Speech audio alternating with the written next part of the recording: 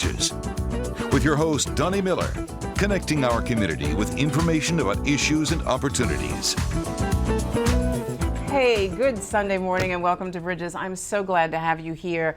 This is the second in a series of shows that we're showing you this month that have to do with relationships and how to avoid painful relationships, how to avoid those men. And I have to tell you now, so don't send me letters, that this is really a show directed toward women. It's women. How do we do a better job at developing healthy relationships and avoiding the manipulation that happens sometimes that just breaks our hearts and we just never quite understand. We didn't see it coming.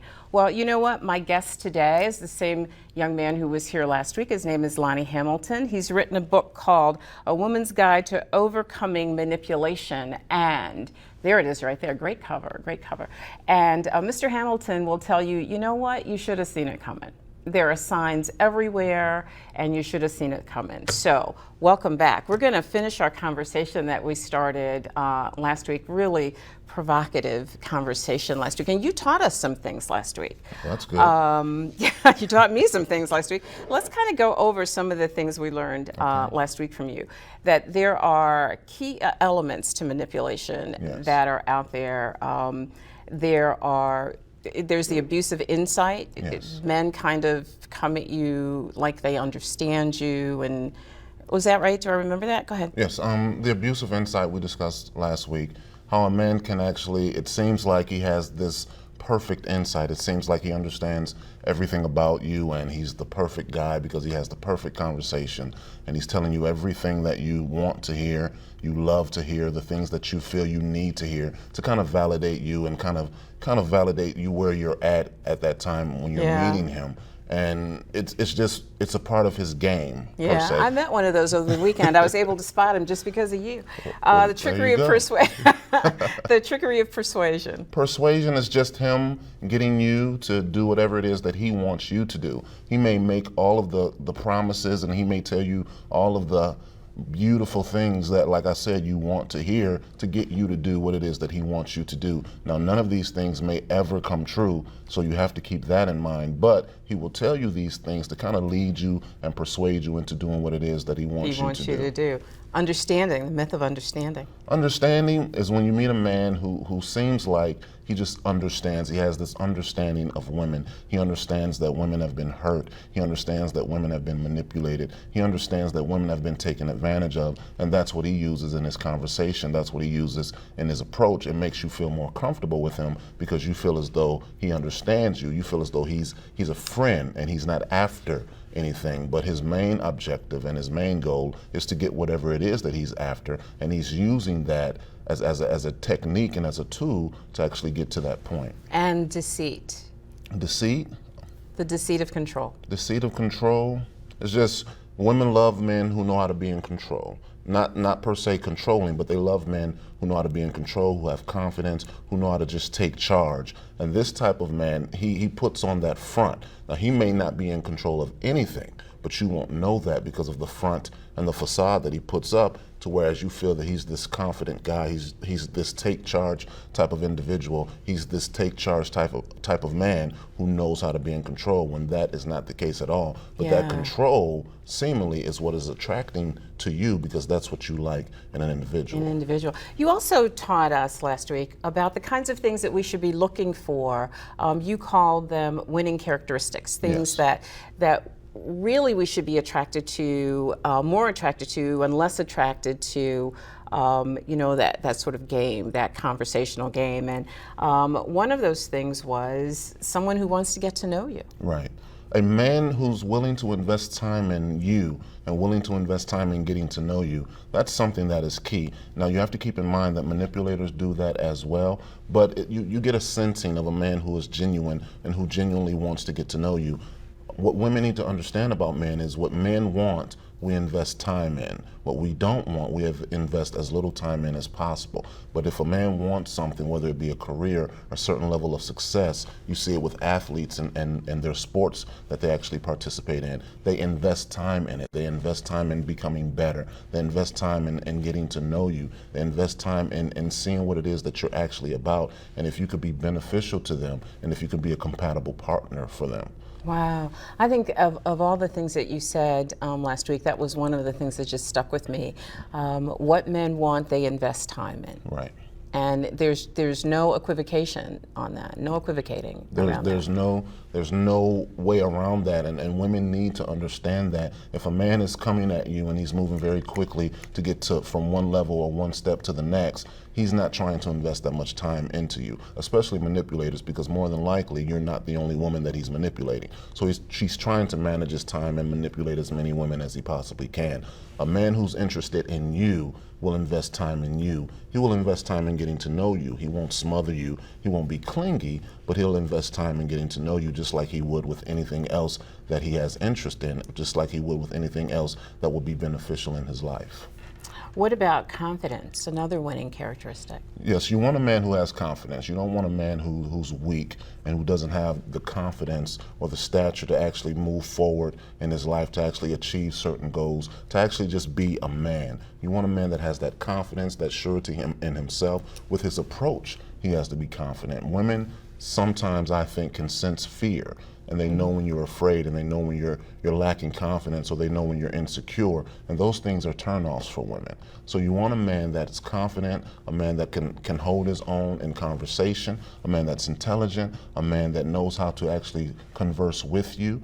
And women like that. Women search and seek for a man who just has that confidence, and you'll be able to know it when you see it. Responding and listening. Mm-hmm. Another.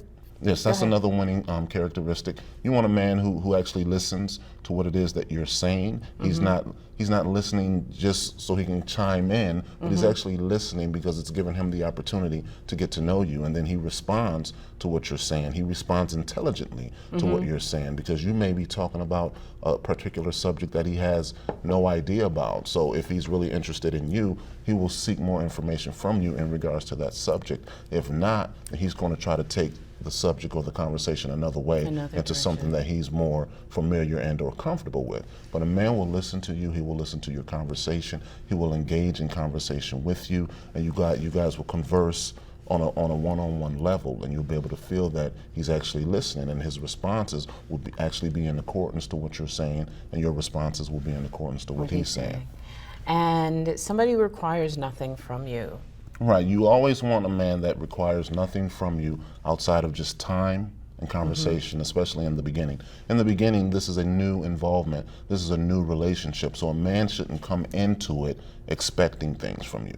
And that's what a lot of women need to understand. You know, after you meet a guy, he should not be calling you 2 or 3 days later needing anything. I don't care if it's a ride, I don't care if it's money, I don't care if it's to come over and hang out. A man shouldn't be needing anything from you, especially that soon in the relationship. He should approach you with everything that he has already to be offered and on the table. Now, he may not tell you everything that he has right up front, but he should have his own going on. So he doesn't really need you for anything outside of his interest in you, outside of conversation, and outside of seeing if you would possibly be a compatible partner for him in the future. That's all he needs, is just that conversation and that time to invest in seeing if you two are compatible. So what is the major thing that women do incorrectly in these relationships? What makes us such victims?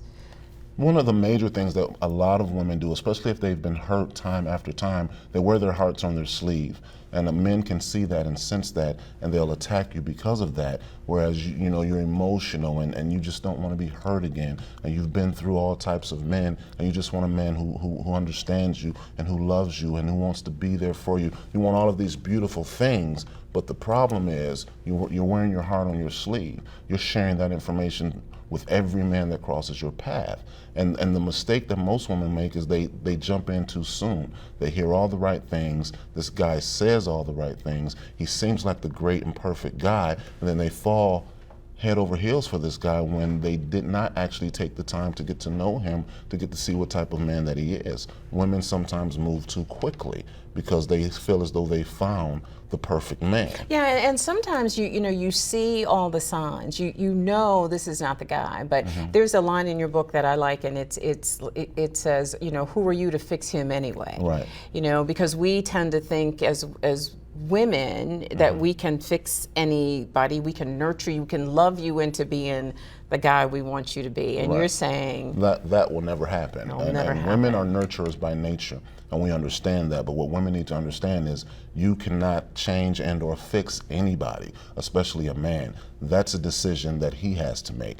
If he's unsuccessful now, you can't nurture him into success. He has to make that decision. It won't be your cooking. It won't be anything that you can do emotionally or physically. It won't be anything that you can do to change that man. He has to want to change. There are things you can say to him that may be beneficial for his life that he can take into consideration in the process of growing and evolving, but he has to make the ultimate decision to say, you know what? These are some things that I need to get in order. And not just for you, not just for the relationship, but for himself as well. He has to make that decision. You can't do that. And that's a major mistake that women make. They think, I can change him. I know women that have been trying to change men for 10, 15, 20 years. And at the end of the day, the woman is the one, I think, who ends up being changed. Right. I think her spirit ends up being broken. I think her heart ends up being broken. Absolutely.